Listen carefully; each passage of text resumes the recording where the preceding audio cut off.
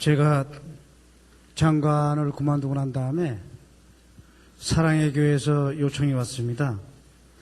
오늘 여러분들 수련회가 있는데 와서 좀 특강을 해달라고 그래서, 사실 나는 좀 다른 일도 있고 또 지금 한창 여름 더울 때인데 여러분들도 오시는데 뭐 내가 여기 와서 수련회에 와서 특강할 필요가 있을까 하고 별로 하고 싶은 마음이 없이 하나님께 기도를 했어요. 사랑의 교회에서 저보고 와서 특강을 해달라고 그러는데 저는 별로 가고 싶은 마음이 없습니다. 하나님, 그래도 제가 가야 되겠습니까? 성령님께서 가라, 그렇게 말씀하셨어요. 제가 좀 이상해서 또 다시 한번 기도를 했어요. 저 꼭 가야 되겠습니까? 가라. 그래서 제가 오늘 왔습니다.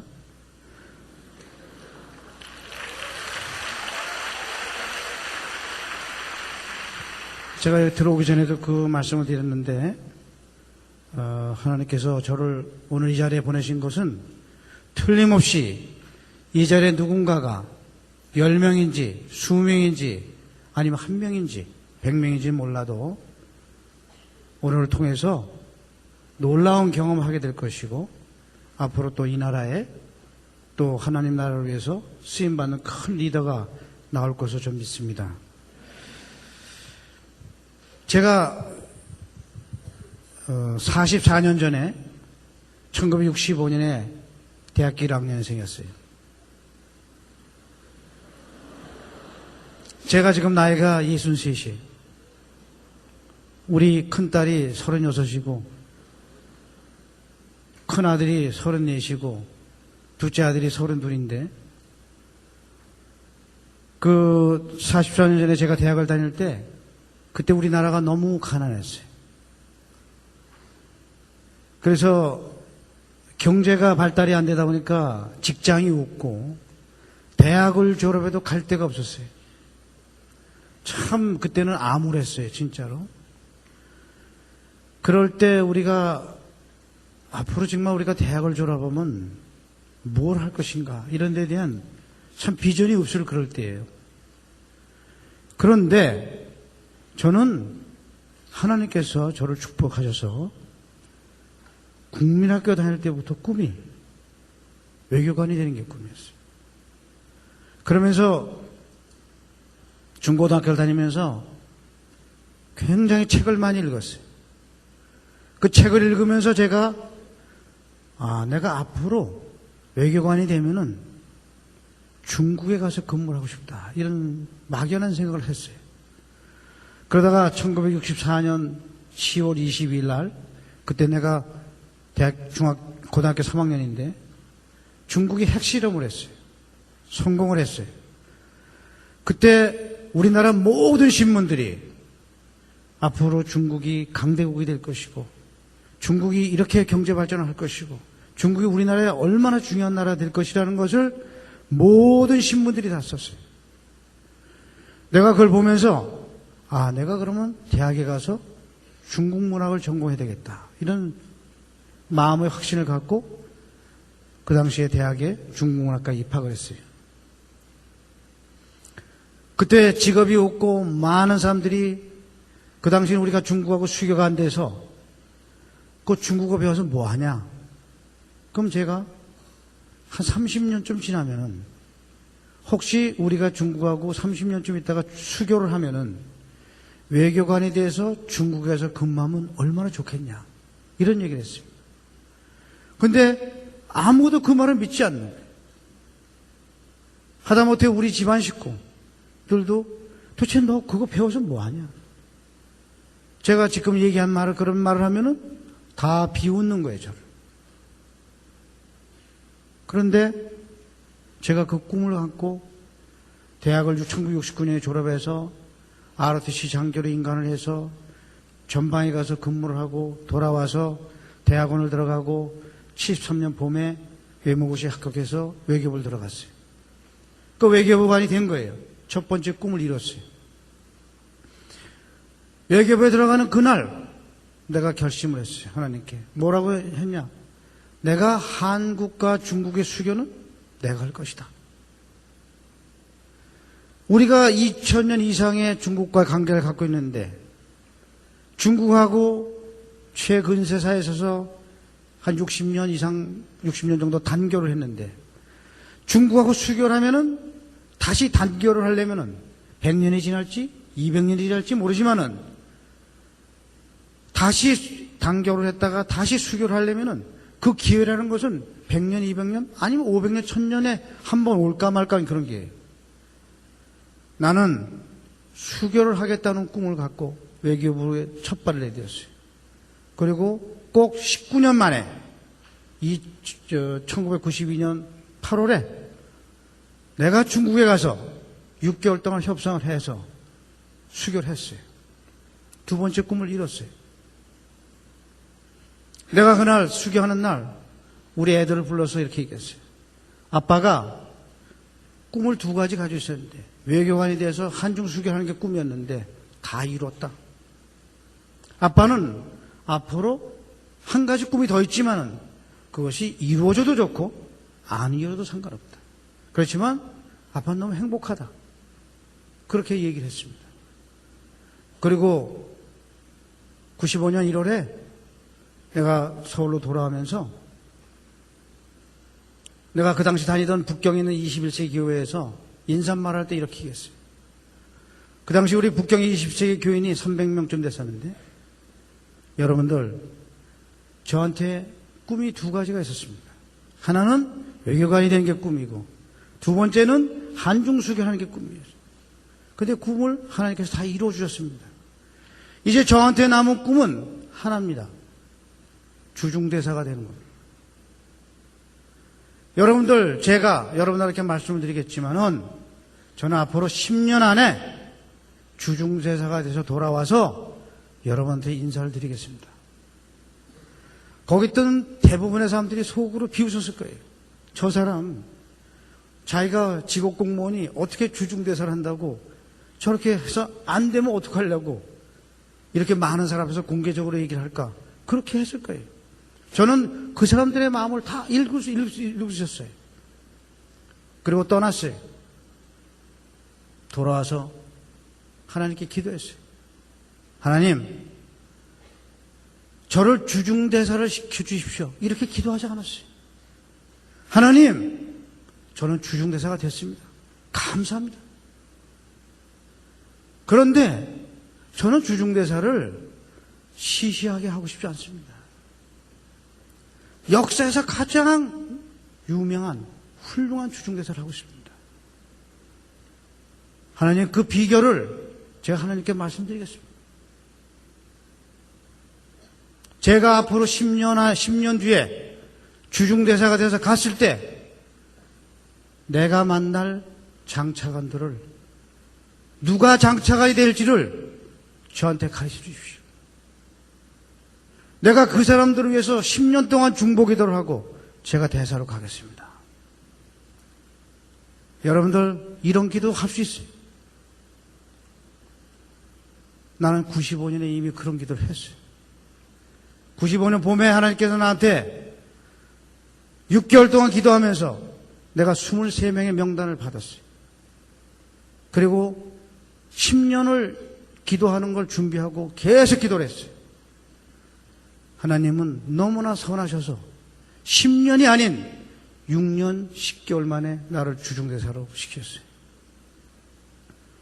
내가 주중대사 가서 떠날 때 그 23명의 명단은 45명으로 늘어나 있었어요. 내가 중국에 가서 6년 반 동안 대사를 하고 떠나서 작년 3월에 통일부 장관으로 들어올 때 그 명단은 82명으로 늘어나 있었어요. 나는 요새도 그 80명의 명단을 위해서 중보기도 하고 있어요. 그 82명 중에서 현재 장관이 5명이고 차관이 20명이 넘어요. 나의 중보기도를 받아서 살아온 사람이 10,000번의 이상의 기도를 받은 사람이 10명이 넘어요. 여러분들 10,000번을 기도하려면은 하루에 2번씩 14년간 해야 돼요. 여러분들 지금 하나님 믿는다고들 여기 오셔서 찬양도 하고 뭐도 하고 또 어떤 분이 여기서 말씀 들어와서 좋으시는 분도 있겠지만은 우리가 기도를 하고 살아가는 데서 엄청나게 열심히 강력하게 기도하시면 안 되는 거예요. 그러니까 저는 외교관으로 들어가서 36년 동안 공무원 생활을 했는데 35년 동안 외교관을 하고 나머지 1년을 통일부 장관을 했는데 내가 작년에 중국을 떠날 때 6년 5개월 말, 6년 6개월이 될 때 떠났어요. 1949년 우리 대한민국 건립 이후에 직업 외교관이 나가서 6년 이상 대사를 한 사람은 하나밖에 없어요. 나는 거기서 정권이 3번이 바뀌어서 김대중 대통령, 노무현 대통령, 이명박 대통령을 모셨지만은 이것은 세상적인 무슨 권력, 누구의 힘으로 된 것이 아니. 오직 성령님과 하나님의 능력으로 되는 거예요. 여러분들은 그걸 믿으셔야 돼요. 내가 이 말을 시작하기 전에 내가 36년 동안에 공무원 생활을 하고서 내가 내 인생을 회고하면서 우리나라를 생각할 때 우리나라는 어떤 나라냐? 우리나라는 위대한 나라예요. 지금 우리나라에 너무나 이상한 사람들이 우리나라를 계속 비판하고 부정하고 이상한 기사를 쓰고 말을 하고 이런 사람들이 많아요. 여러분들은 그런 말을 들으시면 안 돼. 그거 다 사실이 아니에요. 우리나라는 그러한 사람들이 얘기하는 그런 나라가 아니에요. 우리나라는 너무너무 훌륭한 나라예요. 우리나라 국민은 너무너무 위대해요. 왜 내가 이렇게 얘기하냐? 나는 36년 동안 공무원 생활하면서 미국 가서 3년 살고 일본 가서 3년 반 살고 인도 가서 4년 살고 중국 가서 10년 살았어요. 20년을 해외에서 있었어요. 여러분들 미국, 일본, 중국, 인도 좀 다 중요한 나라예요. 그 나라 가서 내가 직접 살고 생활하고 외교 교섭하고 하면서 느끼는 건 뭐냐? 우리나라는 보통 나라가 아닌가. 그런데 너무나 많은 사람들이 너무나 부정적으로 어떤 면에서 너무나 악하게 우리 자신을 스스로 비하하고 욕하고 그래서 우리 자기네들은 얼마 살지도 않은 나라를 여러분들이 살아야 될 그 귀한 나라를 계속 비하시키는 거예요.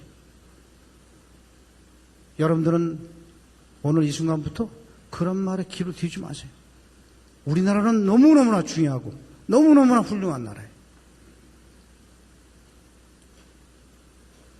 우리나라에 문제가 많습니다. 당연히 많지요. 여러분들 한 개인이 집안에 가면 집안이 갖고 있는 문제가 얼마나 많고 여러분들이 개인이 갖는 이성 문제, 취직 문제, 고민이 얼마나 많습니까? 그런 사람들이 4,800만 명이 모여 사는데 문제가 없다는 건 말이 안 되는 거예요. 당연히 말이. 그것은 5,000년 그래도 그렇고 3,000년 전에도 그렇고 1,000년 전에도 그렇고 예수님이 나셨을 때도 그렇고 지금도 똑같은 거예요. 문제가 없는 것이 이상한 거죠. 문제가 많다는 것은 너무나 당연한 거예요. 사람이 모여 사는데.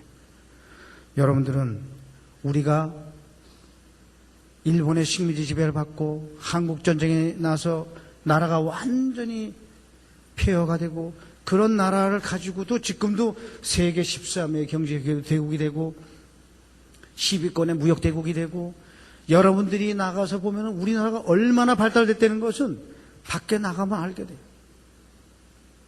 나는 최근에 미국에 갔다 왔어요. 카나다에 갔다 왔어요. 여러분들 미국, 카나다 한번 가보세요. 여러분들이 가면서 보는 것은 어떻게 보면 환상일지도 모르지만은 여러분들이 진짜 미국에 살아보면은 우리나라가 얼마나 잘 산다는 것을 여러분들은 알 수 있어요. 여러분들은 다른 무엇보다도 이 사회생활을 시작하는 데 있어서 가장 중요한 것은 우리나라에 대한 자부심을 가져요. 그들이 아무리 우리나라를 비판해도 이 나라는 계속 갈 것이고, 어떤 문제가 있어도 우리는 그걸 극복할 것이고, 누가 뭐라도 1000년, 2000년 이제까지 해왔듯이 대한민국 갈 거예요. 지금 여러분들이 지금 대학교를 다니면서 많은 꿈을 가지고 있어요. 비전도 있어요. 어떤 사람은 돈을 많이 벌고 싶어 하고, 어떤 사람은 명예를 갖고 싶어 하고, 어떤 사람은 권력을 갖고 싶어요. 그래서 모든 사람이 리더가 되려고 그런 거예요. 리더. 내가 뭐 해서 리더가 돼서. 그래서 내가 다른 사람보다 더 우위에서 다른 사람을 컨트롤하고, 어떤 면에서는 다른 사람들을 지배하면서 가고 싶어하는 욕망이 다 많은 거예요. 그래가지고 온갖 방법을 생각하는 거예요. 책도 읽고, 돈을 많이 버는 방법, 출세하는 방법, 성공하는 방법, 이런 것들을 연구하는 거예요. 많은 기성세대들은 골프를 치고 술을 마시고 뇌물을 주고 뭘 하고 교제를 하고 인적 네트워크 그런 걸 구성하고 별의별 걸 다 하는 거예요. 그것이 여러분들에게 여러분들이 원하는 걸 갖다 줄 수 있다고 생각하세요? 우리가 지금 나는 장관도 해보고 대사도 6년 반이나 해보고 대통령 수석비서관도 해보고 뭐 세계에서 주요 나라에서 다 살아보고 대한민국에 모르는 사람이 한 명도 없지만 유명한 사람은 그 사람들이 그렇게 보이는 것처럼 행복하고 승리한 사람인가? No, 그렇지 않아요. 그렇게 다 가장하고 있을 거예요. 우리가 세상 사람들의 이런 성공을 하기 위한 사람들의 마음을 들여다보면은 몇 가지 특징이 있어요. 첫째, 다 불안해요. 근심 걱정이 많은 거예요. 두 번째, 그냥 남에 대한 미움이 가득해. 맨날 남 욕하고 질투하고 시기하고 그러다 보니까 마음이 강팍한 거예요. 교만한 거예요. 그래서 세상 사람들이 좋은 집에서 큰 차 타고 돈이 좀 있어 명품을 가지고 다니면은 자기가 무슨 신분이 상승된 걸로 착각을 하는 거예요. 나는 대사관저라고 하는 엄청난 조업에서 살아보고 뭐 대사관의 차가 얼마나 많아요. 또 대사, 장관, 세상 사람도 존경을 받아봤지만은 내가 여러분한테 분명 말씀드린 거 그거 별로 중요하지 않더래요.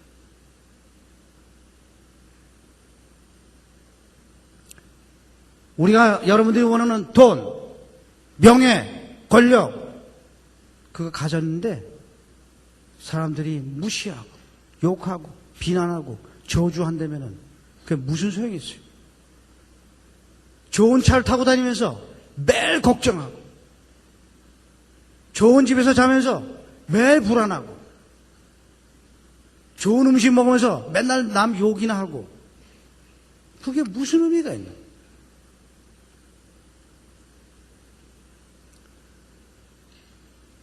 우리가 말들 많이 하는 좋은 학교, 좋은 집안, 좋은 명품 그거 다 아무것도 아니에요. 여러분들이 얘기해요.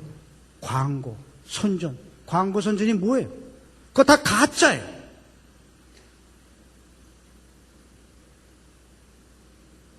사진을 1000장 찍어서 제일 좋은 거 하나 서 포샵에서 내놓고 그거 진짜라고 그러는 거예요.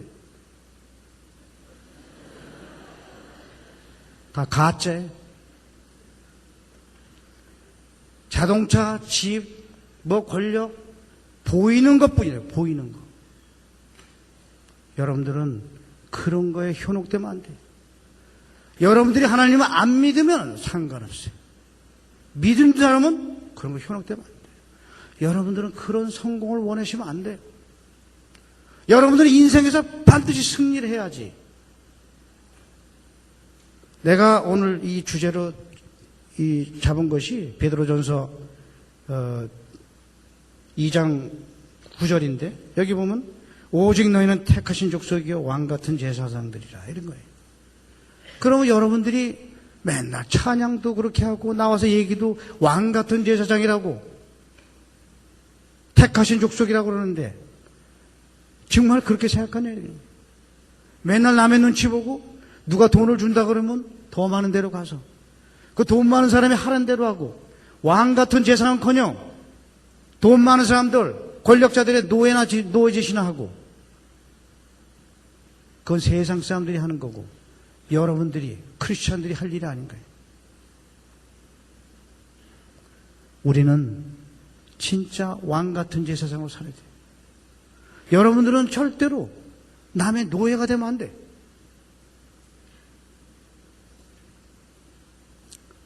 진짜 우리가 인생에서 승리하는 게 뭐냐? 축복이 뭐냐? 돈이나 명예나 권력이 있는 게 아니고 모든 것은 우리가 하나님하고 동행하면서 얻는 마음의 평강. 그게 축복이에요. 그게 행복이에요.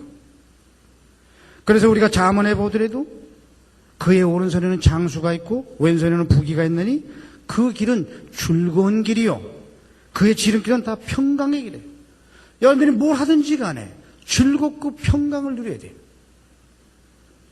그것은 오직 우리가 예수를 믿으면서 그 안에서 주는 부귀와 영원한 축복, 이것이 바로 우리가 인생에서 승리하는 길입니다. 그러면 왜 많은 크리스천들이 하나님께 기도하면서도 하나님을 믿으면서도 세상 사람들과 똑같이 살 수밖에 없느냐? 가장 중요한 것은 기도예요. 내가 오늘 여러분들한테 말씀드리고자 하는 것은 기도를 올바르게 해야 돼요. 기도를 혼으로 하면 안 되고 영으로 해야 된다는 걸 내가 여러분들에게 좀 강조드리기 위해서 오늘 이렇게 나왔습니다.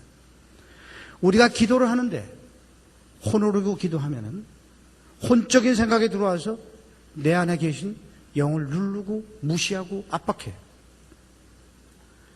성령이 계시지만은 혼적인 생각이 가득하니까 맨날 남을 욕하고 시기하고 분쟁을 일삼으니까 하나님을 만날 수가 없어요.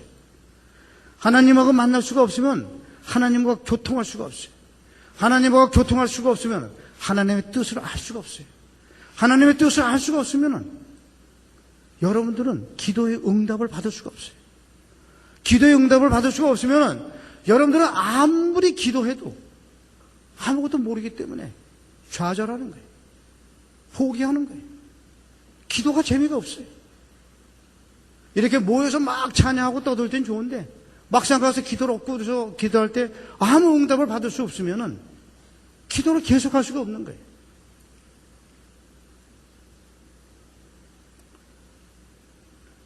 하나님의 사람은 어떻게 되느냐? 요한복음 3장 8절에 보면은 바람이 임의로 불며 네가 그 소리를 들어도 어디서 오며 어디로 가는지 알지 못하나니 성령으로 난 사람은 다 이러하니라. 우리는 성령에 따라서 살아야 됩니다. 성령에 따라 살지 않으면 여러분들은 어디로 가야 될지 모르는 거예요. 우리가 많은 사람들이 연구를 하고 공부를 하고 회의를 하고 다 그래요. 맨날 우리가 신문에 보면 회의해요. 회의. 여러분들이 사회 나가면 회의하고 대책회의하고 준비하고 그 회의하는 목적은 뭐냐? 딱 하나예요. 할 거냐? 안 할 거냐? 갈 거냐? 안 할 거냐? 이걸 결정하는 거예요. 이것을 사람들이 모여서 아무리 지혜를 짜내도 정확한 답을 알 수가 없어요. 이 답은 누가 알고 있느냐? 하나님께서 알 것입니다. 이 답을 누가 주느냐? 성령님께서 주시는 거예요. 우리가 성령에 따라서 살면 항상 가는 방향에 대한 답을 알 수 있어요. 우리가 믿음이라는 게 뭐냐? 하나님께 순종하고 하나님께서 성령님께서 하라는 대로 하는 거예요. 지금 여러분들도 기도할 때 성령님께서 여러분들한테 말씀을 주세요. 그런데 여러분들이 인간적인 생각과 욕망과 이런 것이 가득 있기 때문에 성령의 말씀을 들을 수가 없는 거예요. 내가 이 성령께서 살아계시고 성령이 어떻게 역사하시는지에 대해서 나는 수천 가지의 경험을 했지만은 앞으로 뭐 여러분들께서 언젠가 내가 책을 내면은 뭐 몇십 권의 책을 내도 낼 수 있는 그런 엄청난 양을 그런 경험을 했지만 시간이 없으니까 오늘 내가 그 중에서 몇 가지만 내가 이 성령께서 어떻게 역사하시는지를 내가 설명을 하겠습니다. 지금 중국에 가면은 이 대만 판공청이라는 게 있어요. 우리 지금 통일부에. 거기 장관이 있어요. 그 장관의 이름이 왕이에요. 그 사람 원래 외교관이에요. 그 사람이 옛날에 육자회담 수석대표를 하고 텔레비에 나오는데 아주 참 중국 사람으로서는 굉장히 잘생긴 그런 외교관이었는데 나중에 외교 차관을 하고 주일대사를 갔다가 돌아와서 현재 중국의 통일부 장관을 하고 있는 그 사람이에요. 제 그 왕이 장관이지만 현재는 내가 오늘 아침에도 그 사람에서 기도하고 나왔지만은 내가 지금까지 10,000번을 넘게 기도한 사람이에요. 이 사람이 내가 주중대사를 있을 때 2004년 봄에 암에 걸렸어요. 근데 그 암이 얼마나 엄중하냐? 수술해서 살아날 확률이 30,000분의 1이에요. 그 죽는 거예요. 내가 그 사람이 그런 암에 걸려서 죽을 거라는 얘기를 듣고 하루에 3번씩 눈물로 하나님께 기도했어요. 하나님, 도대체 왜 왕위를 죽이십니까? 왕위를 죽이시면 안 됩니다. 왕위를 살려주십시오. 이렇게 기도했어요. 어느 날 성령님께서 저한테 말씀하셨어요. 왕위가 나한테 자꾸 불평을 한다. 왜 내가 나라를 위해서 이렇게 열심히 일했는데 저를 이렇게 이 나이에 죽이십니까? 너무 억울합니다. 그렇게 나한테 불평을 하니 네가 왕이한테 얘기해라. 왕위는 죽지 않을 것이다. 나는 그를 사랑해서 그를 살릴 것이다. 내가 이 성령님의 말씀을 듣고 너무 놀라서 그 사람이 공산당원이고 중국 정부의 차관인데 내가 그 얘기를 어떻게 할 수 있겠어요? 안 했어요.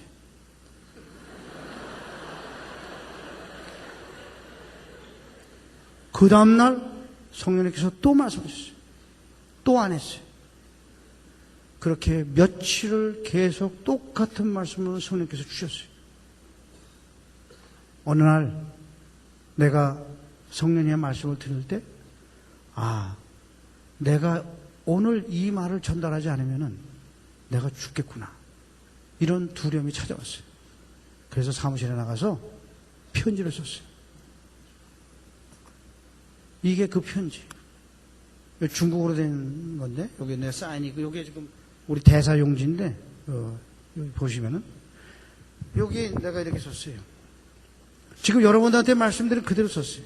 중간에 내가 왕차관이 아프다는 소식을 듣고 하루에 3번씩 울면서 하나님께 기도하고 있습니다. 하루빨리 왕차관이 건강이 회복되기를 기도하고 있습니다. 며칠 전에 하나님께서 나한테 이렇게 말씀하셨습니다. 왕위가 나를 원망하고 있다. 내가 나라를 위해서 이렇게 열심히 일했는데 왜 저한테 이런 중병을 주십니까? 너무 억울합니다. 그런데 하나님께서 나한테 또 이렇게 말씀하셨습니다. 나는 왕위를 사랑한다. 너 안심해라. 내가 반드시 그의 건강을 회복시켜 줄 것이다. 이렇게 말씀하셨습니다. 왕차관, 걱정하지 마십시오. 당신은 분명히 살 겁니다. 아무 걱정하지 마십시오. 그렇게 제가 편지를 쓰고 중국어로 된 전도서와 잠언을 카피해서 외교부로 보냈어요. 3, 4주가 지난 다음에 왕차관이 저한테 전화했어요. 김 대사, 나 살았습니다. 나 김 대사의 편지를 받고 살았습니다. 제가 그 전화를 받고 난 다음에 그 자리에서 무릎 꿇고 통곡을 하면서 하나님께 감사했습니다. 내가 그 사람을 위해서 10,000번씩 기도를 한 사람인데 그럼 하나님이 왜 나한테 10,000번씩 기도를 시키셨냐, 이게. 그 사람을 위해서. 하나님이 이미 그 사람이 병을 걸린다는 걸 다 알고 계셨다. 그 사람이 어떤 사람이냐? 육자회담의 수석대표고, 탈북자를 관장하는 사람이고, 동북공정을 관장하는 사람이고, 한중관계의 모든 전략과 정책을 결정하는 사람. 한중관계에 있어서 너무너무나 중요한 사람. 1995년에 하나님께 앞으로 제가 대사가 돼서 제가 상대해야 될 사람을 가르쳐 주십시오 할 때 가장 먼저 주신 이름 중에 하나가 이 왕이 차관이었어요. 그때 왕위는 아주 국장에 불과했어요. 그렇지만 10년 뒤에 그 사람이 차관이 돼서 그 사람이 중병에 걸렸을 때 내가 이미 9,000번 만번의 기도를 쌓아서 하나님께 눈물로 3번씩 통곡을 하니까 성령님께서 나의 그런 감동을 받고 말씀을 주시더라는 얘기예요. 여러분들이 1번 기도하고 2번 기도하고 성령의 말씀을 들을 수 있냐 이런 얘기예요. 여러분들이 어느 누구를 위해서 10,000번의 기도를 하면은 성령님께서 왜 말씀 안 주시겠어요?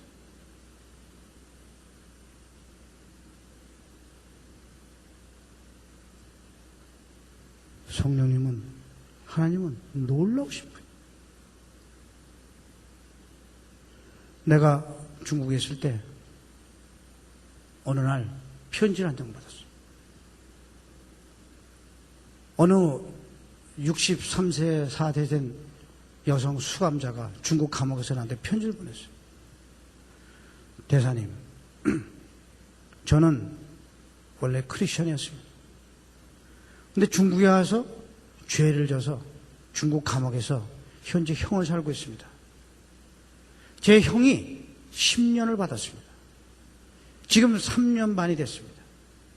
근데 앞으로 한 1년 정도 지나고 난 다음에 이 중국에 가석방제도라는 게 있으니까 형을 반을 살고 나면 가석방을 시켜주니까 저를 가석방을 되게 해주십시오. 그럼 제가 이미 65세입니다.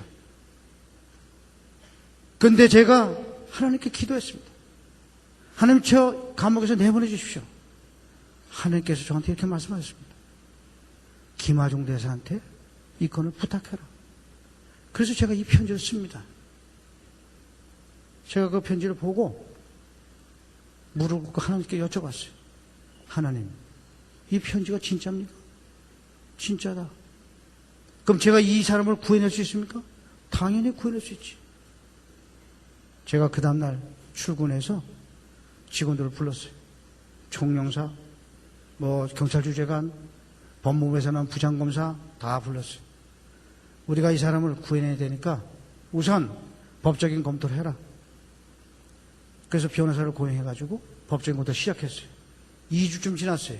직원들이 저를 찾아왔어요. 대사님, 검토했습니다. 어때? 불가능합니다. 왜 불가능해? 법적으로 가석방의 것은 외국인한테 없어요. 중국인한테만 해당되는 거지 외국인한테는 해당돼서 지금까지 그런 판례가 없습니다. 불가능합니다. 그래? 알았어. 그리고 또 기도를 했어요. 석 달 전 지났어요. 다시 회의를 소집했어요. 다시 한번 검토해봐. 또 불가능합니다. 알았어. 또 기도했어요. 석 달 전 지났어요. 다시 검토해봐. 불가능합니다. 그래? 알았어. 또 지났어요. 그렇게 1년 이상이 지났어요. 어느 날 제가 다시 소집을 했어요. 그랬더니 거기 있던 부장검사가 이렇게 얘기를 하는 거예요. 지금 그 사람은 서울에 돌아와서도 지금도 부장검사예요. 대사님, 저는 크리스찬이 아닙니다. 대사님께서 크리스찬의 사랑하는 마음을 가지고 그 죄의 수를 그렇게 불쌍하게 여기시는 거 저 굉장히 아주 감동스럽게 생각하고 있습니다. 근데 저희가 말씀드리지 않습니까? 저희가 지금 5번, 6번씩 검토를 했는데 불가능하다고 말씀드리지 않습니까? 이 사랑하시는 거하고 현실적으로 이루어지는 거하고는 괴리가 있는 법입니다. 그 대사님, 이제 그만두시죠. 만일 진짜 이 사람이 가석방이 되면은 저는 공무원을 그만두겠습니다.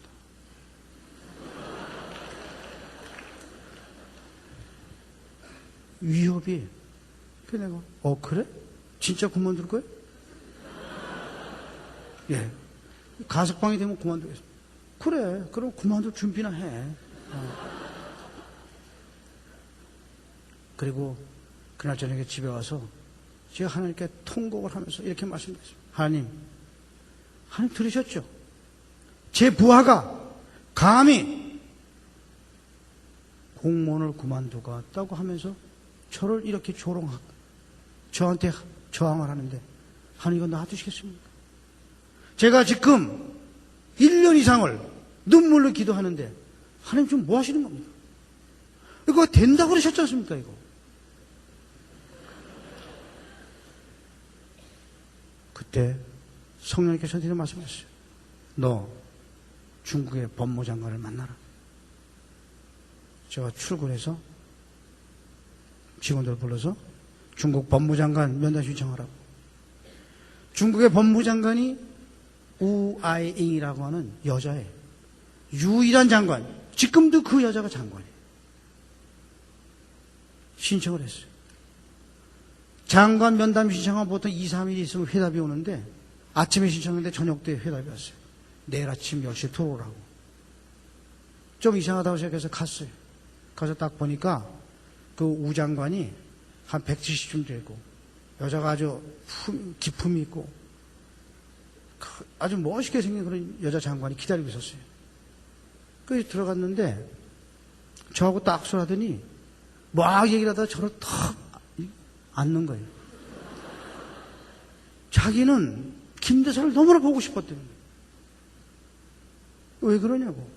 자기가 산동성 부성장을 할 때 한국에 여러 번 갔다 왔대요. 한국에 대해서 너무나 좋은 인상을 갖고 있었고. 그런데 자기가 장관이 되고 난 다음에 많은 사람들이 한국 대사에서 얘기를 하는 걸 들으면서 한국 대사를 한번 보고 싶었대요. 근데 자기가 장관 된 지 1년 반 동안에 한 번도 외국 대사를 만난 적이 없는데 어저께 퇴근을 하는데 비서가 오더니 한국 대사가 면담 신청이 들어왔다. 그래서 자기가 당장 내일 들어오라고 하시다고. 그러면서 이렇게 만나면서 너무 반갑다고. 그러면서 그냥 계속 저를 쳐다보면서 앉아서 얘기를 하는데 저한테 한마디 말할 기회도 안 주고 계속 얘기를 하는 거예요. 제가 이렇게 보니까 벌써 이미 하나님께서 그 장관의 마음을 다 만지신 거예요. 그때 자기가 말을 다 하고 나더니 근데 대사님 혹시 저한테 무슨 하실 말씀 있으십니까? 있습니다. 뭡니까? 사실은 이렇게 우리 부끄럽게도 한국에서 여성이 한 명 와서 이렇게 죄를 지어서 감옥에 들어가 있는데 이 사람이 지금 나이가 64세가 넘었습니다. 어떻게 그 사람을 가석방을 좀 시켜주십시오. 그렇습니까? 그랬더니 옆에 있는 국장 보고 이 케이스 알고 있어? 알고 있습니다. 어떻게 된 거야?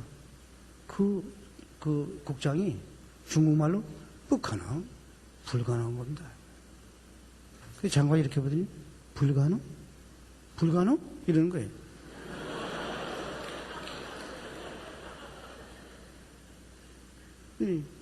그 국장이 불가능합니다. 지금 국장이 다 들었잖아. 내가 장관이 돼서 1년 반 만에 제일 처음 만나는 외국 대사고 내가 산동성 부성장을 하면서 한국에서 어떤 감정을 가지고 있고 그 대사가 와서 나라를 대표해서 자기 국민을 살려달라고 하는데 네가 뭐야? 다시 얘기해봐. 국장이 깜짝 다시 검토하겠습니다. 당연히 다시 검토해야지.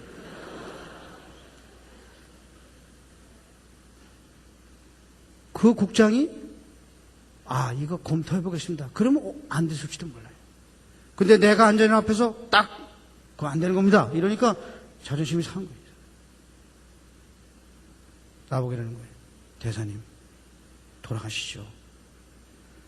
그렇지만은 대사님께서 일생 처음으로 저를 만나셔서 대한민국 정부를 대표해서 국민을 위해서 말씀하신 거 저 절대로 가볍게 생각하지 않겠습니다. 안심하시고 돌아가십시오. 나왔어요. 중국 법무부 앞에서 차를 타는데 우리 부장검사가 저한테 왔어요. 대사님, 왜? 이거 될 것 같습니다. 무슨 소리야? 왜 제가 그동안에 계속 불가능하다고 말씀드렸지 않습니까? 그렇지. 그 친구가 저보고 맨날 불가능하다고 그래서 제가 사실 그랬던 겁니다. 그래서 제가, 시끄러. 그만둘 생각이나 해.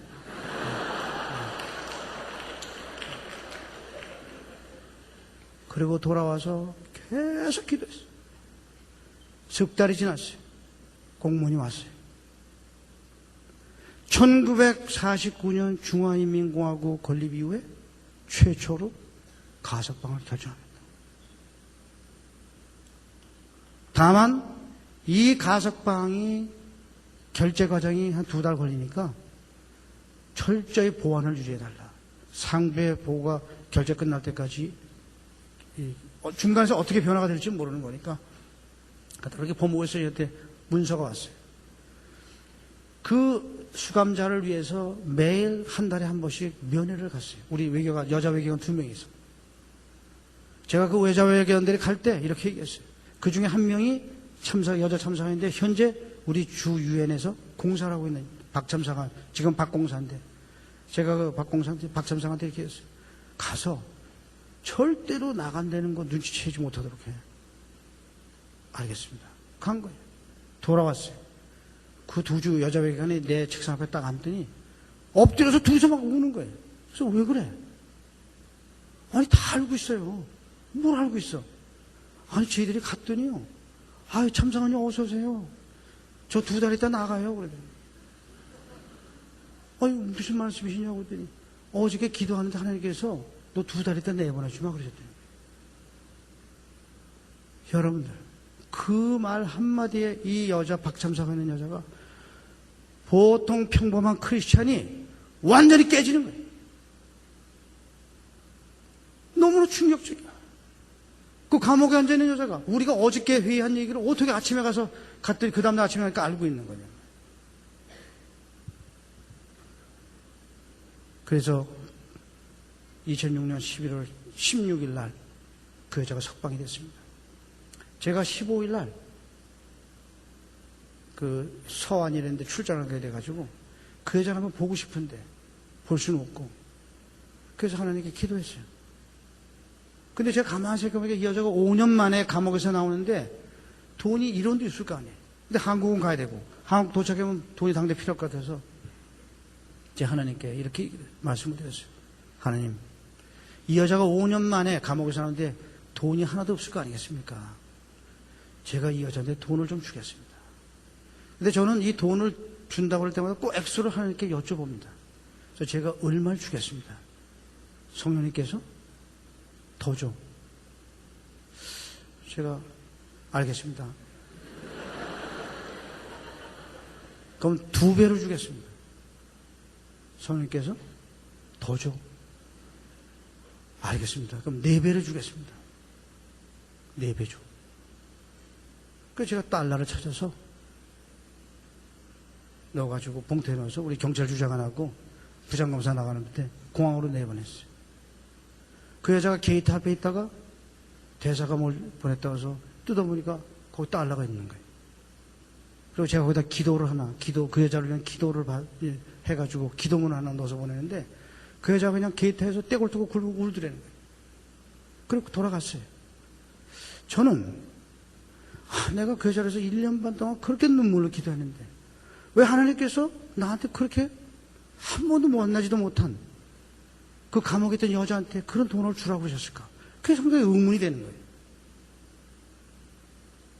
그 해 12월 말에 그 여자한테서 편지가 왔어요. 그 여자가 저한테 이렇게 편지를 했어요. 대사님,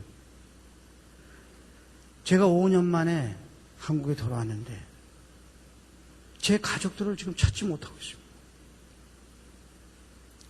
그 여자가 감옥에 있는 동안에 이혼을 당해서 남편도 없고 애가 뭐 하나인가 둘이 있는데 찾을 수가 없대요. 제가 지금 봉천동 어디 지하실에, 건물 지하실에 있는 골방을 하나 6개월 치를 방을 하나 빌려서 대사님께서 주신 돈으로 그 방을 구했습니다. 저는 지금 생각해 보니까 제가 만일 그 돈이 없었으면 서울의 한 거리에서 노숙자로서 얼어 죽었을 겁니다. 근데 대사님께서 어떻게 저희 그런 상황을 하셔서 그렇게 돈을 주셨는지 너무나 감사합니다. 저는 요새 개척교회를 다니면서 간증을 하고 있습니다.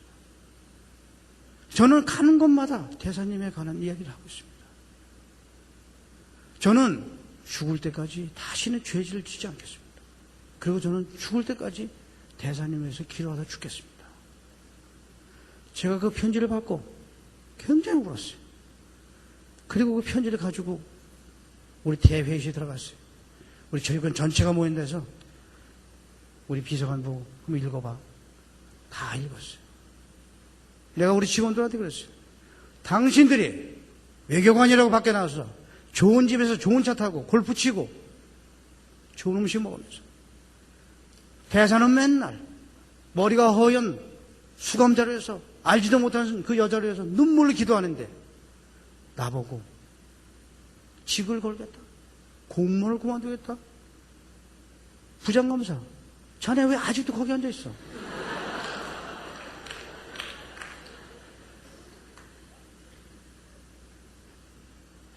정신도 똑바로 차려. 당신들이 리더야?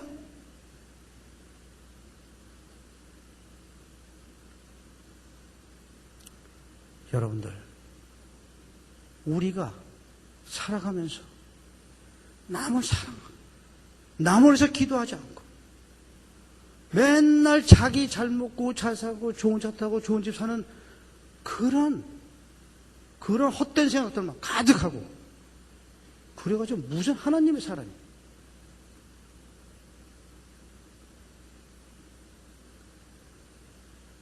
아까 내가 말씀드렸지만 우리 나한테는 애가 셋이 있는데 딸이 있고 아들이 있고 아들이 있는데 그 중에 둘이 결혼했어요. 여러분들이 지금 다 결혼에 대해서 관심이 많으니까 내가 우리 애들을 어떻게 결혼시켰는지 좀 얘기 좀 해줄게. 다 그거 아마 흥미가 있을 거예요. 우리 딸이 지금 유엔에서 근무를 하고 있어요. 근데 그 우리 딸이 25살, 26살 그 즈음에 어느 분이 우리 딸을 위해서 기도를 하면서 이렇게 말씀했어요. 너의 딸의 배우자는 내가 결정해 놨다. 너의 딸의 결혼에 관해서는 너희들은 관심을 갖지 말아라. 내가 내 때에 네 딸의 배우자를 보여주겠다. 여러분들 그런 말 들으면 어떻게 할 것 같아요? 나는 그 말을 그대로 믿었어요. 그래서 내가 우리 딸한테 이렇게 했어요. 너 지금부터 결혼에 대해서 생각하지 마.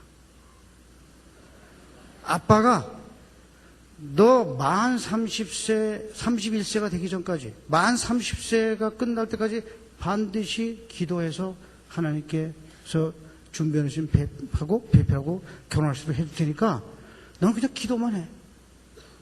일만 해. 알았습니다. 그래서 뭐 선도 안 보고 계속 일만 한 거예요. 내가 그 당시에 청와대에 있을 때 또 나중에 주중대사를 하는데 많은 사람들이 저한테 우리 대사님 따님이 계시다는데 저희 딸은요 남자가 있습니다.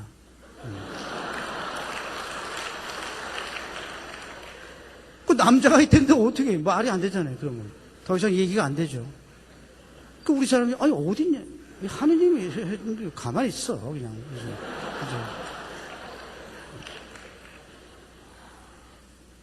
그렇게 이제 넘어왔는데 드디어 우리 딸이 30살이 이제 6달만 했으면 30살이 되는 우리 딸이 75년 3월생인데 30살이 되는 그 직전에 그러니까 4년 11월에 우리 사람한테 어느 장로의 아들이 이제 누가 소개를 해서 들어온 거예요. 우리 사람이 답답한 거예요. 나보고 그러는 거예요. 여보, 우리 지금 이렇게 한 4, 5년을 기다리는데 혹시 얘가 개일 줄 모르니까, 하나님이 준비하신 애일 줄 모르니까 당신 기도 좀 해봐. 나 기도 안 해. 기도 좀 해봐. 나 그런 거 기도 안 해. 기도 안 했어요. 우리 사람이 나를 그냥 못 살게 구는 거예요. 그래서 어느 날 할 수 없이 몰래 내 방에서 혼자 문 잠그고 기도하면서 하나님께 여쭤봤어요. 하나님, 참 죄송합니다. 근데 혹시 얘가 하나님이 말씀하신 개입니까? 내가 기도하고 처음으로 하나님께서 침묵하시는 거예요. 너무 당황했어요. 그 다음날 다시 해봤어요. 다시 침묵하시는 거예요. 사흘째 또 말씀드렸어요. 또 침묵하시는 거예요. 한 번도 그런 일이 없는데 마음에 불안함이 있는 거예요. 이거 왜 이럴까? 근데 나흘째 되는 날 제가 기도를 막 하려고 그러는데 집사람이 막 제 방으로 뛰어왔어요. 그래서 제가 문을 잠그고 있으니까 문을 나보고 들어오더니 당신 교회에서 기도해 봤어? 왜 그래? 기도해 봤어요? 왜 그래? 반 했냐고요. 그러니까 했다고 할 수도 없고 안 했다고 할 수도 없고 안 한다고 그랬는데 하긴 또 했고 실제로.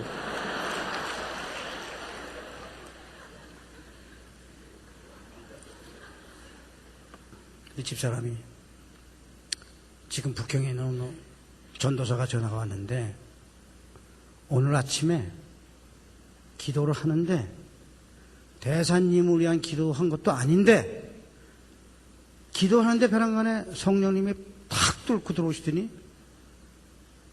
김 대사가 왜 나라를 위한 기도를 했지 쓸데없는 기도를 하고 있느냐 이렇게 자기한테 말씀하시더니 이 전도사가 너무 당황한 거예요. 그래가지고 이걸 고민한 거예요. 이거 말을 전할 수도 없고 안 할 수도 없고. 그래가지고 밤에 우리 사람한테 전화를 해서 사모님 사실 오늘 아침에 제가 기도하는데 성령님께서 무슨 대사님이 쓸데없는 기도를 하신다는데 저는 이게 무슨 소리인지 모르겠다고. 근데 그 순간에 우리 사람이 딱 안 거예요. 그 남자에서 기도했나 보구나. 그래서 뛰어온 거예요. 제가 그 소리를 듣고 우리 사람은 막 해설 쳤어요. 내가 이때까지 그렇게 많은 기도했는데 한 번도 응답을 안 하신 적이 없는데 말이야. 내가 지난 4월 동안 침묵을 지켜서 내가 얼마나 불안한 줄 아냐고 말이야. 당신 때문에 나는 하나님한테 망신만 당하고 이게 뭐냐고 말이야.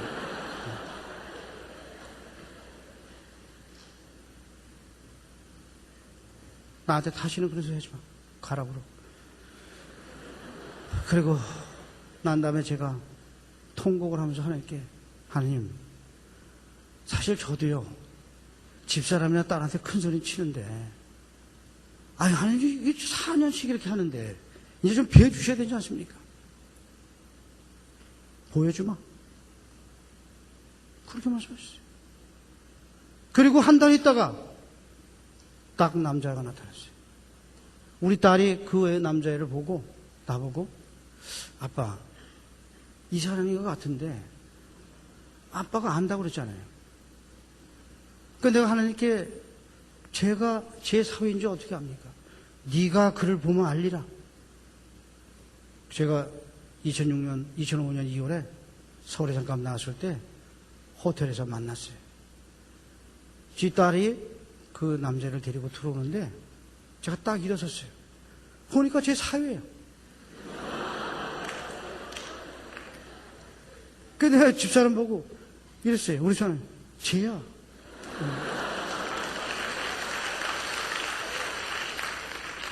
집사람이 저 양복을 막 여보 얘기를 해보고 결정해야지. 얘기할 건 뭐 있어 쟤인데.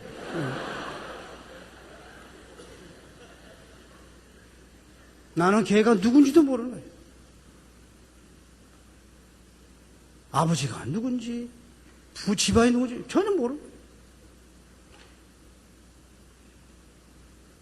제가 그렇게 얘기했어요. 딸 보고 쟤다. 그러니까 네가 마음에 끌리면 해. 걔도 동의하면 그렇게 마음의 준비를 하라고. 그런데 얼마 있다가 그 남자가 이제 프로포즈를 하고 우리 딸이 이제 동의를 했는데 그때 제 딸이 인도에서 근무를 하고 있었어요. 이메일이 저한테 왔어요. 아빠, 이 남자애가 자기한테 이메일을 보냈는데 그 이메일의 내용이 뭐냐면 자기 집에 남자만 둘인데 자기 형이 3년이 위인데 아직 결혼 안 했대요. 그래서 금년 1월에 자기 집안 식구가 모여서 결정을 했는데 금년에는 형이 가고 너는 내년에 간다. 그렇게 결정을 했다는 거예요. 다 동의했다는 거예요. 그러니까 우리는 결혼을 하더라도 2006년 9월에나 할 수 있다는 거예요. 그러면 그때는 우리 딸이 만 31살이 넘는 거예요. 그러니까 우리 딸이 이렇게 얘기해요. 아빠가 30살에 한다고 그랬는데 내년에 한다면 얘가 아닐 수도 있지 않냐 이러는 거예요. 그래서 내가 무슨 소리야 걔야. 그리고 너는 금년에 하는 거야. 30살을 저장하는 거야. 현실적으로 아니죠. 제가 이렇게 기도를 했어요. 하나님, 이제 이 결혼 문제를 결정하려면은 그 남자의 부모를 만나야 되겠습니다. 근데 저는 여기 대사로 있으니까 만날 수가 없습니다. 그 부모를 중국으로 보내주십시오. 그렇게 기도했어요. 계속 끊임없이 2주가 지났어요. 남자의 아버지가 저한테 전화했어요. 제가 누구의 애비입니다. 아, 그러십니까? 이렇게 해서 애들이 결혼하기로 했다는데 저희들도 아주 기쁘게 생각하고 있습니다. 아, 그러십니까? 그래서 아무래도 저희가 이 문제 때문에 한번 저희가 중국에 가야 되겠습니다. 아, 감사합니다. 제가 4월 중순에 가겠습니다. 아, 감사합니다. 그날 제가 무릎 꿇고 하나님께 감사합니다. 하나님 정말 감사합니다. 이 사람들을 보내서 감사합니다. 그러면 제가 이 사람들이 오면은 결혼 날짜를 잡아야 되는데 저희 딸이 2005년 3월에 31살이 되니까 2005년 2월에 결혼시켜 주십시오. 안 돼. 그럼 2005년 1월에 시켜 주십시오. 안 돼. 아, 그럼 2005년 가을에 2006년 가을에 해야 됩니까?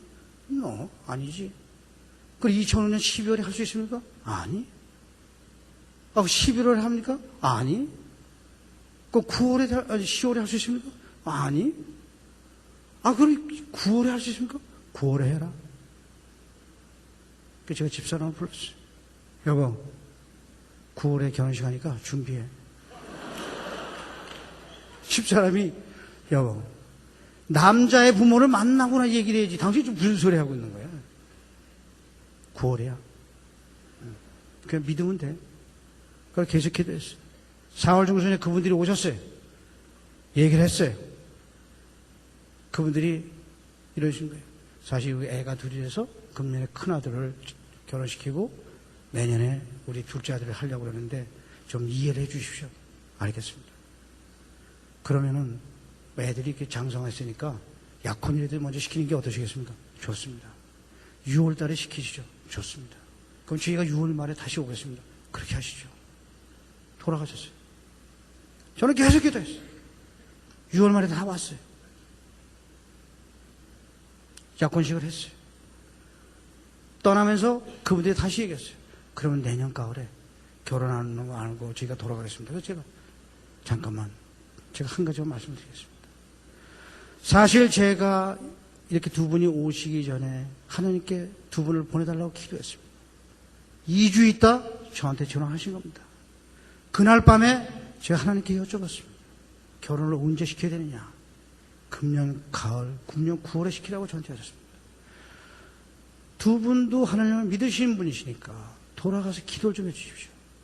돌아가셔서 응답을 받으시면 9월에 하시고 응답을 못 받으시면 내년 가을에 하시죠. 어떠십니까? 좋습니다. 저희도 기도하겠습니다. 근데 저희는 아직까지 한 번도 응답을 못 받았습니다. 알았습니다. 돌아가시죠. 돌아가셨어요. 저희 딸이 인도로 돌아갔는데 제가 딸 보고 이랬어요. 너 내일 또 인도 가서 사표내. 무슨 소리냐 이게. 또 9월에 결혼하려면 8월 말까지 서울 들어와야 돼. 8월 말까지 서울 들어오면 이삿짐을 싸려면 너 7월에 그만둬야 돼. 그러려면 6월에 네가 돌아가서 사표를 내야지 7월부터 떠날 준비를 할 거 아니야. 너 사표 안 내면 결혼 못 해.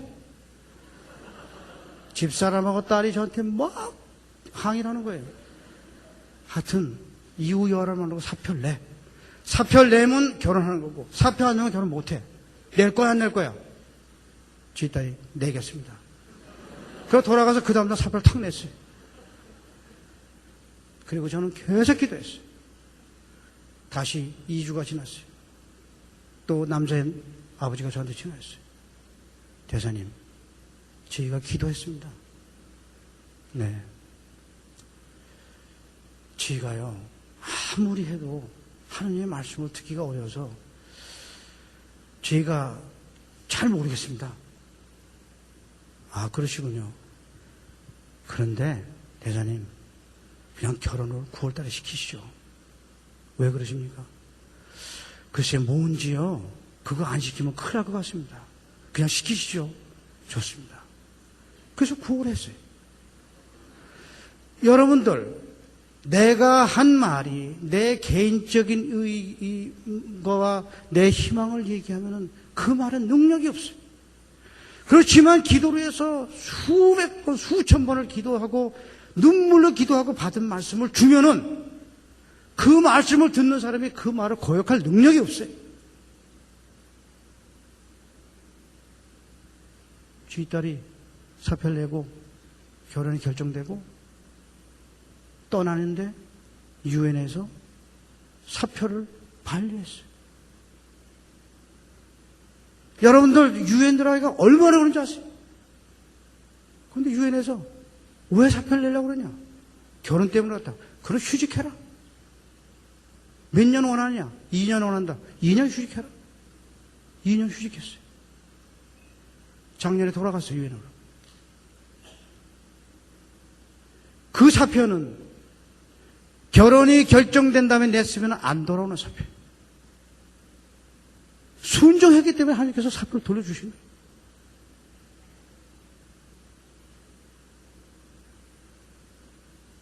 제 딸이 지금 이제 딸이 하나 있는데 손녀가 우리 딸도 정말 독실하기가 신실하기가 말할 수 없는 하나님의 딸인데 기도도 많이 하고 근데 그 우리 손녀가 내가 한번 통일부 장관으로 있을 때 퇴근하는데 우리 사람이 이메일을 주는 거예요. 이거 뭐야? 그때. 아, 연락이 왔는데 얘가 우리 손녀가 아픈 거예요. 아픈데 저 병원에서 당분간 과일하고 채소 먹이는 걸 주의해라. 좀 조심하라고. 뭘 먹여야 될지 안 먹여야 될지 안 하고 그렇게 얘기한 거예요. 그리고 우리 딸이 과일의 리스트를 한 30가지 쓰고 채소의 리스트를 한 20가지 저한테 이메일 보냈어요. 아빠, 하나도 안 먹일 수 없지 않느냐. 그러니까 아빠가 기도를 좀 해서 뭘 먹여야 될지 안 먹여야 될지 해야 돼. 여러분들 웃죠? 왜냐? 제가 제 손녀를 위해서 매일 눈물로 기도하는 걸 우리 딸은 아는 거예요. 그런 눈물의 기도를 할 때는 하나님께서 대답을 주셔야 된다는 걸 우리 딸은 아는 거예요. 그래서 내가 목욕을 하고 하나님께, 하나님, 얘 바나나 먹을 수 있습니까? 안 돼. 사과 먹일까요? 먹여라.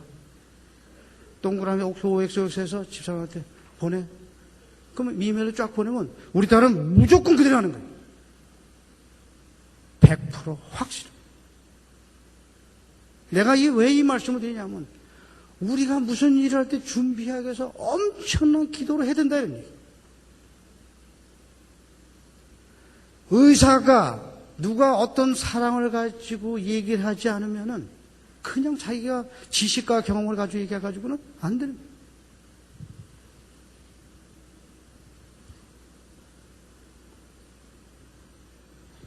이게 얼마가 남은 거예요, 시간이? 20분 남았어요? 네.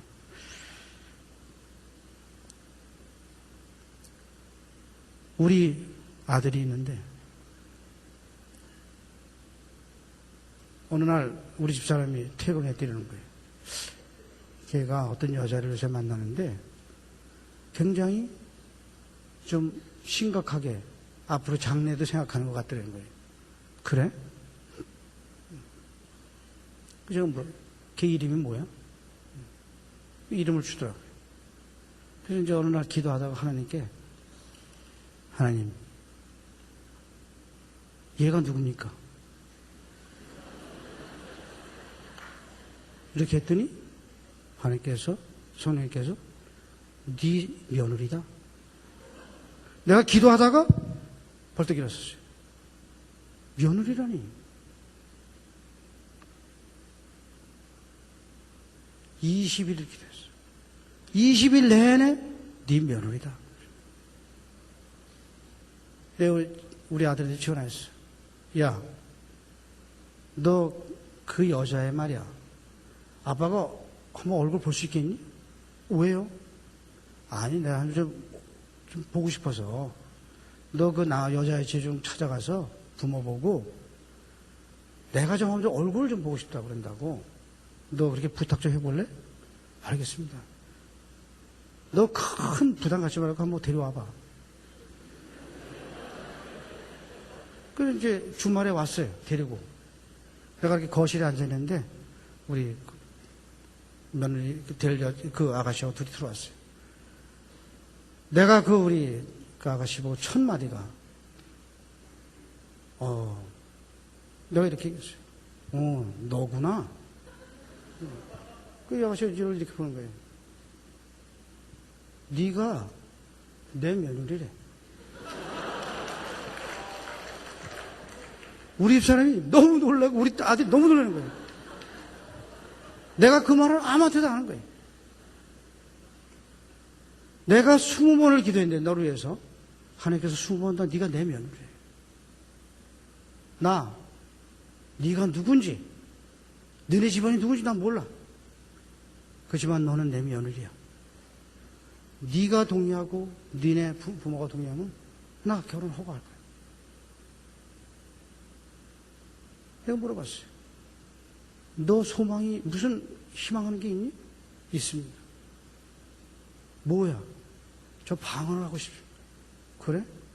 방언 우리 준비기도 하고 하자. 하루를 준비했어요.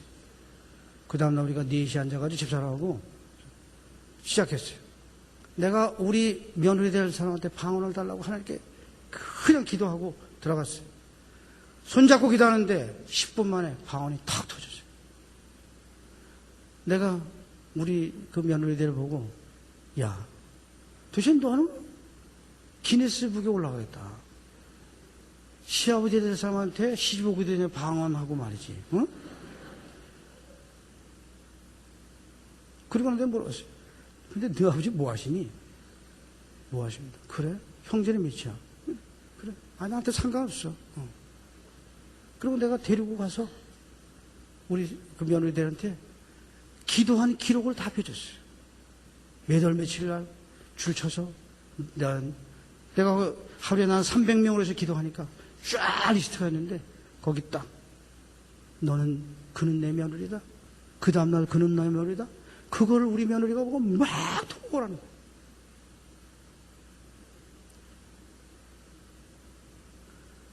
나는 공무원으로 했기 때문에 돈이 없어요. 장관 15명 중에서 14번째로 가난한 사람이에요.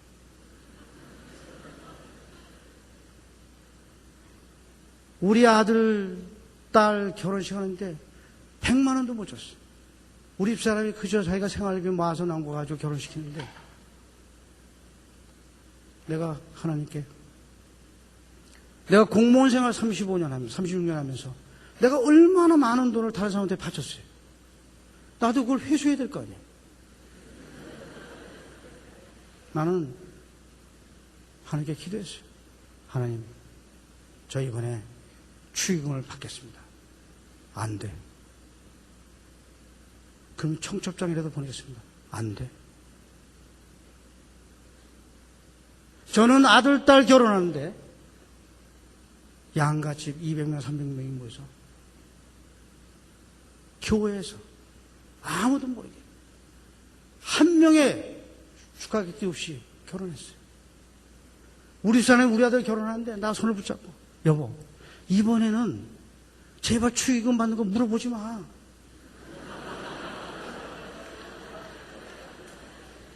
이번에 그 돈 없으면 큰일 나 우리. 무슨 소리 하고 있어. 받지 마. 받지 마시래. 못 받는 거예요. 내가 가서 주중대에서 한대. 우리 온누리 교회에서 기쁨홀이라고 하는 한 800명이 들어가는 큰 방에서 하는데 하객이 양가에 합해서 200명이. 생각해보세요. 큰데 200명밖에 없어요. 얼마나 초라해요. 나의 손님이 한 명도 없는 거예요. 우리 아들 친구밖에 없어요. 내가 우리 아들을 붙잡고 있어요. 미안하다. 근데 어떡하냐? 하나님께서 하지 말라고 그러니까. 그 아들이지만 잘 이해를 못하는 거예요. 내가 작년에 통일부 장관이 됐어요. 청문회를 하는데 국회의원들이 이러는 거예요. 청문회 시작하기 전에 장관님은 도대체 무슨 그런 인생을 사셨어요? 왜요? 아니 뭐 돈도 없고 아무것도 없고 아무리 이거 뒤져도 아무것도 없는데 그렇게 재미있는 인생을 사셨어요? 어떻게 그런 인생을 사셨어요? 아무것도 없는 거예요. 나는. 저희가요 장관님 같은 분한테 존경을 좀 표하고 싶습니다. 네. 저는 그게 무슨 소리인지 몰랐어요. 청문회 들어갔어요. 여러분들 혹시 청문회 때문에 얼마나 시끄럽습니까? 청문회가 시작됐어요. 10시에. 11시가 됐어요. 벼랑간에 위원장이 이러는 거예요. 여러분들, 우리 김 장관님 너무 훌륭하시지 않습니까? 우리가 뭐 끝까지 이거 할 거 뭐 있습니까? 우선 여기서 청문회를 통과시킵시다. 그래서 통과시키고 난 다음에 다시 하시면 됩니다. 이게 장관님에 대한 존경을 표하는 겁니다. 그리고 여러분 동의하시죠? 동의합니다. 땅땅땅 통과. 그리고 난 다음에 자 그럼 질문을 계속 하시죠. 여러분들 청문회를 하다가 1시간 만에 중단하고 그 청문회 결과를 통과시키고 난 다음에 4시간을 계속했어요. 질의응답을. 왜 그러냐? 성령의 사람이니까. 그 좋은 차 그래봐야 남들로부터 맨날 욕먹고 신문에 나오고. 그 청문회가 끝난 다음에 우리 아들들이 저한테 찾아왔어요. 아버지 너무 감사합니다. 제가 지금 회사를 다니는데 너무나 많은 사람들이 자기한테 전화해서 내 아버지 진짜 대단하다. 내가 그래서 우리 아들을 그랬어요. 그래서 내가 축의금도 못 받았어.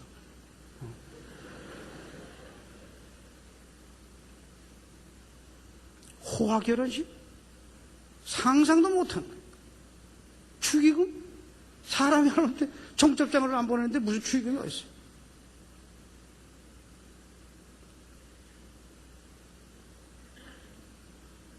사람을 1000명씩 불러서 돈을 그렇게 벌고 그게 명문 집안이? 그게 좋은 집안이? 착각들 하면 안 돼. 여러분들은 성령을 따라 살아야 돼요. 여러분들은 기도하면서 끊임없이 기도해요. 끊임없이 나무를 기도해야 돼요. 저는 지금도 하루에 3번씩 기도하는데 끊임없이 기도합니다. 영적으로 기도해야 돼요. 이게 무슨 무당이나 점쟁이한테 가듯이 말이에요. 무슨 은사 받고 능력 받고 그런 게 아니고 우리가 하나님하고 성령님하고 같이 있으면은 그 자체가 그냥 능력이에요. 그냥. 우리가 하나님의 역사 그렇게 얘기해요. 그 하나님께서 하신 역사다. 무슨 역사예요? 그러니까 하나님하고 같이 다지면 되는 거예요.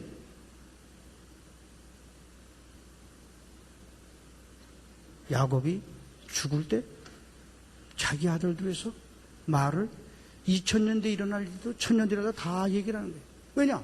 그 몸을 성령이 꽉 지배해서 말을 뱉으면 사람의 말이지만은 그 말의 능력은 성령이 나오기 때문에 엄청난 능력이 돼서 그것이 그대로 이루어지는 거예요.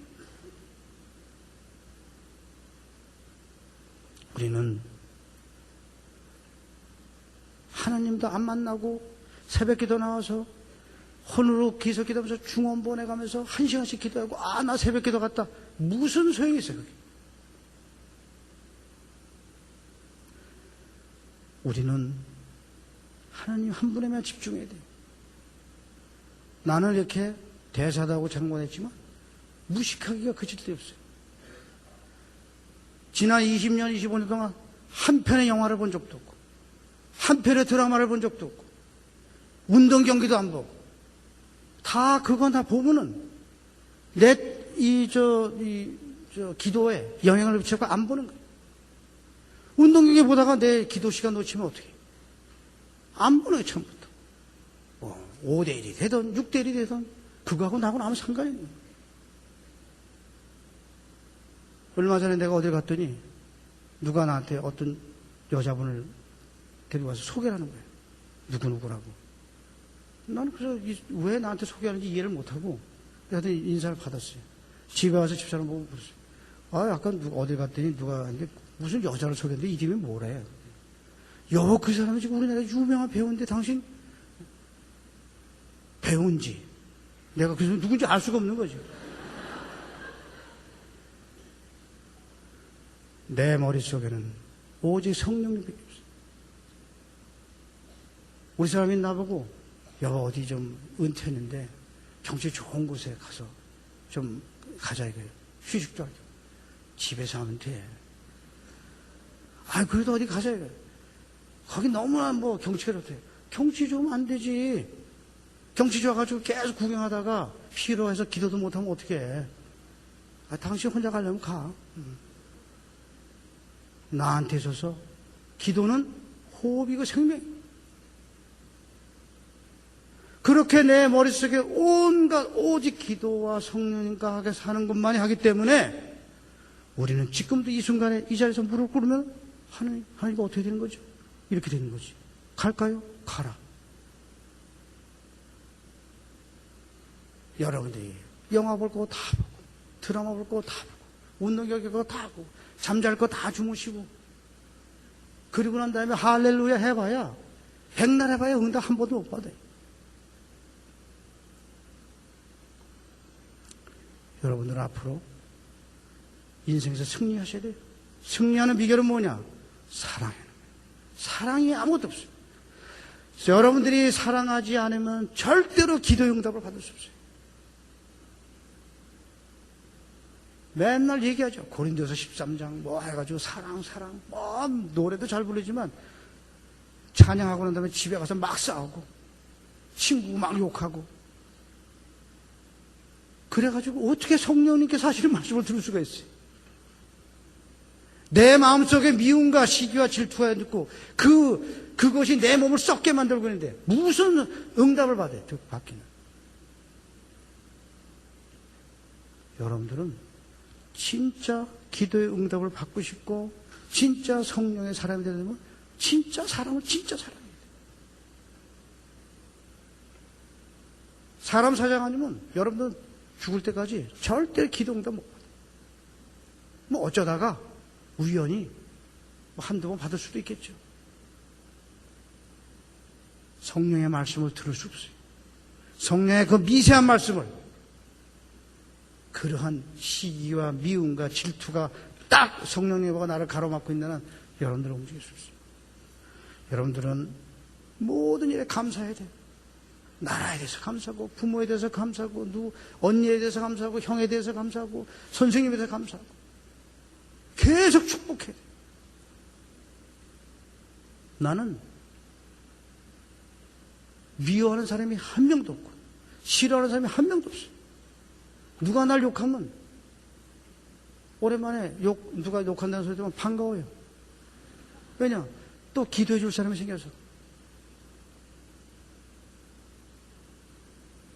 우리는 남을 사랑하고 상대가 날 저주해도 감사해야 돼. 날 아무리 욕해도 축복해야 돼.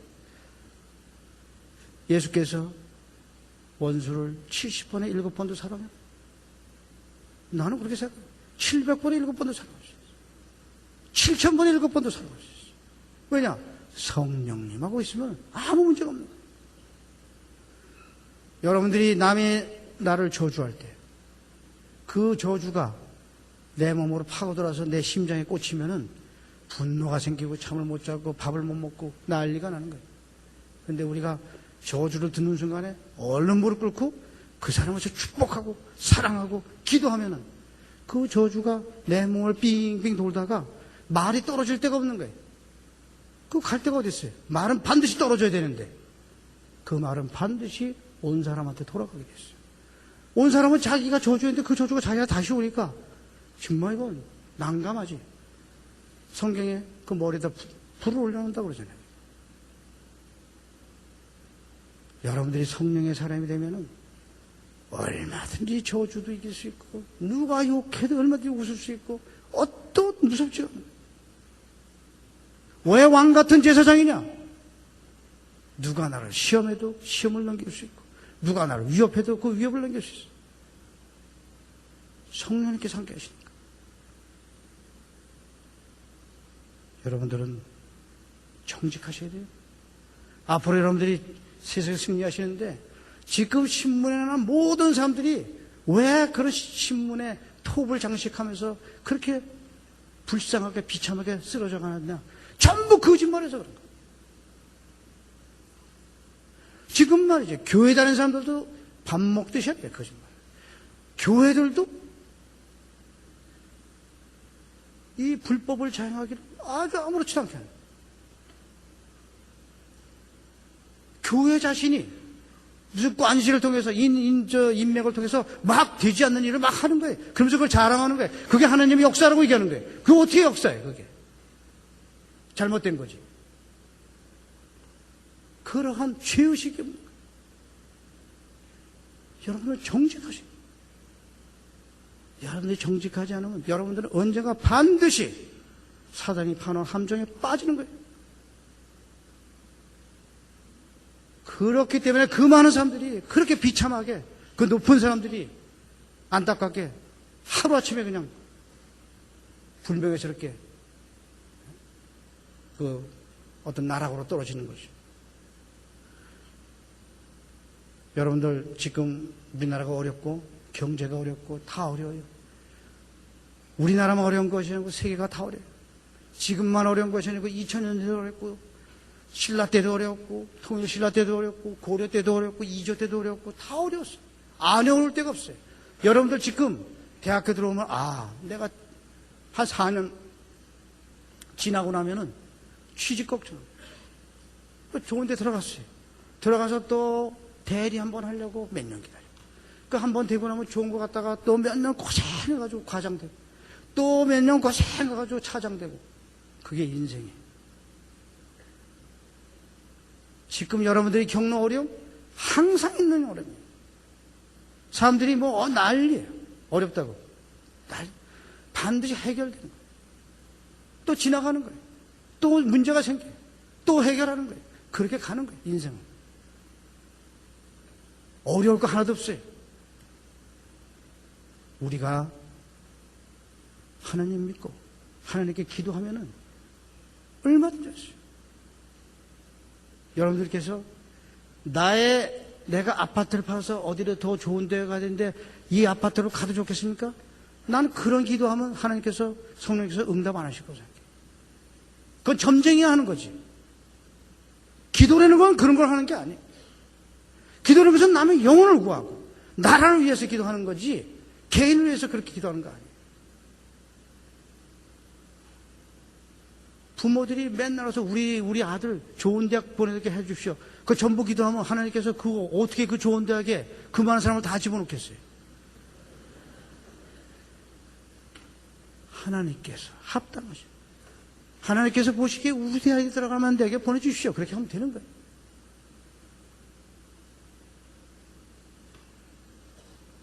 이제 통일이 멀지 않았어요. 남북관계? 어려워? 당연히 어려워. 당연히 어렵다는 게 뭐냐? 어둠이 짙으면 새벽에 가까워. 이제 통일은 멀지 않았어요. 여러분들이 생각하는, 신문에서 얘기하는, 전문가들이 얘기하는 그런 식으로 통일은 절대 안 와요.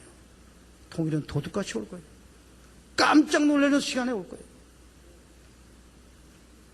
여러분들은 그 통일의 시대에 살 멀지 않아서 여러분들이 다 통일 시대의 주역이야. 여러분들이 다 북한에 가서 활동하고 여러분들 준비해야 돼요. 통일이 되면은 한국과 중국과 일본이 이 아시아의 중심이 되면 그러면 세계 중심의 축이 동북아로 오는 거예요. 여러분들은 저절로 이 세계 중심의 축이 아태평양 시대에 사는 거예요. 동북아 중심의 시대에 사는 거예요. 여러분들은 진짜 기도를 많이 해야 돼요. 여러분은 공부를 많이 해야 돼요. 영어 공부도 많이 해야 되고 중국어도 해야 되고 일본어도 해야 되고 맨날 전도사 되고 목사 되기 전에 맨날 찬양만 하다가 갈 수가 없잖아요. 나는 여러분들께서 누구든지 사랑하고 매사에 감사하고 정직하게 하면서 외국어도 잘하고 그래가지고 이 통일의 시대, 이 동북아 중심 시대 리더가 되어야 된다고 생각해요. 그걸 위해서 여러분들은 계속 남으로서 중보기도 나라를 위해서, 민족을 위해서, 불쌍한 사람을 위해서, 내 가족 중에 영혼을 구원받지 못한 사람을 위해서 기도해야 돼요. 영적으로 기도해야 돼요. 영적으로 기도해야지 하늘문을 여는 거예요. 하늘문을 열어야지 하나님을 만나고 하나님을 만나야지 여쭤봐야지 대답을 듣고 그래야지 응답이 되고 그래야지 여러분들이 가는 방향을 딱 잡고 가는 거예요. 아까 내가 처음에 하나님께 기도해서 안 가겠습니다 그랬더니 가라 그랬더니 여러분들이 무슨 그런 게 있을까? 무슨 말씀이야? 당연히 그런 거지. 나는 하루에 만난 모든 사람을 만날 때마다 기도하고 밥을 먹으러 갈 때도 기도하고 여기서 저기 차 타고 갈 때도 기도하고 여기서 서울에서 여기 내려올 때도 계속 기도하고 저기 앉아서도 기도하고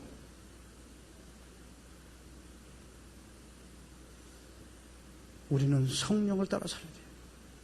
지금 많은 사람들이 이렇게 얘기해요.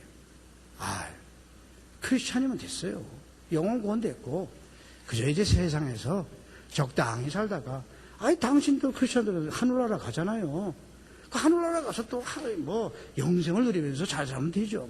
그렇게 새 땅에서 살 때 그렇게 아주 각박하게 그렇게 힘들게 살 거 없어요. 그렇게 얘기들 해요. 그 마귀의 말이 마귀는 하늘에 있는 걸 못 잡아먹고 땅에 있는 것만 잡아먹는 거예요. 왜 사람들이 마귀를 무서워해요? 자기를 잡아먹을까 무서워하는 거예요. 우리가 하늘의 것인데도 불구하고 땅의 것으로 행동하니까 마귀를 무서워하는 거예요. 여러분들은 그렇게 말하는 사람들의 말에 그 마귀의 유혹을 이겨야 돼요. 여러분들은 힘들게 살아야 돼요. 예수님은 3년 동안 공생을 하시다가 33살에 돌아가셨지만 그래도 수천 년 동안 하나님의 아들이라고 이렇게 했는데 여러분들이 앞으로 60을 살고 80을 살면서 그렇게 맨날 편하게 그렇게 자기 인생을 엔조이하면서 살 수 있느냐? 내가 이때까지 봤을 때 그렇게 산 사람들은 다 허망한 인생을 가는 거예요. 어떤 사람들은 골프장에 가서 36홀 쪽을 잘하게. 저는 그 말을 들 때마다 그 사람이 얼만큼 잠자리에 누워서 허망할까? 우리는 기도를 하면서 하나님, 제가 죽을 때도 기도하면서 죽게 해주십시오. 저 죽을 때 그저 하늘나라로 가는 그 즐거움을 그걸 느끼면서 떠나도록 해주십시오. 이렇게 기도하면 얼마나 잘 때도 기쁘고 하늘나라 갈 때도 기쁠 텐데 골프 쳐놓고 좋은 집 놓고 떠나면서 얼마나 슬프겠어요 그 사람들. 여러분들은 그런 마귀의 유혹에 넘어가면 안 돼요. 그 유혹을 이기는 것이 여러분들의 사명이에요. 여러분들은 오늘의 제가 준 말대로 왕같은 제사장이 되셔야 돼요. 여러분들 리더가 돼야 돼요. 리더는 반드시 힘들고 어렵고 고난의 길을 가야 돼요. 그러니까 하나님, 예수님께서 나를 따르거든 십자가를 지고 따르라. 그분은 큰 십자가를 지셨지만 우리는 조그만 십자가를 들고 가야 돼요. 십자가를 내려놓고 다 놀고 놀고 그래가지고 안 돼요. 나는 보통 이런 얘기를 기성세대가 있는 데 가서 안 해요. 내가 오늘 여러분한테 이렇게 얘기하는 것은 여러분들은 반드시 앞으로 이 나라를 위해서도 그렇고 하나님 나라를 위해서도 리더가 돼야 돼요. 리더가 되기 위해서는 기도해야 되고, 기도하면 방향을 잡으면 뭐든지 하나님께서 지시한 대로만 움직이면 여러분들은 반드시 여러분들이 원하시는 그 리더가 되고 있고 승리하는 삶을 살 수 있을 겁니다. 기도하겠습니다. 하나님 아버지, 오늘 이렇게 아버지를 사랑하는 젊은이들을 한 자리에 모이도록 해주시고 이렇게 말씀을 듣도록 허락해 주시면 감사합니다. 아버지, 이제 이들이 오직 아버지 말씀에 순종해서 성령님의 뜻에 따라 살기를 원합니다. 이들이 모든 것을 아버지께 아뢰고 아버지의 뜻을 알아서 그의 순종함으로써 진정한 성령의 사람이 되기를 원합니다. 아버지, 이들의 기도를 들어주시옵소서. 이들의 기도에 응답하여 주시옵소서. 그러면서 이들이 각 분야에서 모든 사람들도 존경받고 사랑받는 그와 같은 리더들이 될 수 있도록 아버지께서 도와주시옵소서. 그리고 그것을 통해서 아버지께서 모든 영광 받아주시옵소서. 예수님의 이름으로 기도드립니다. 아멘.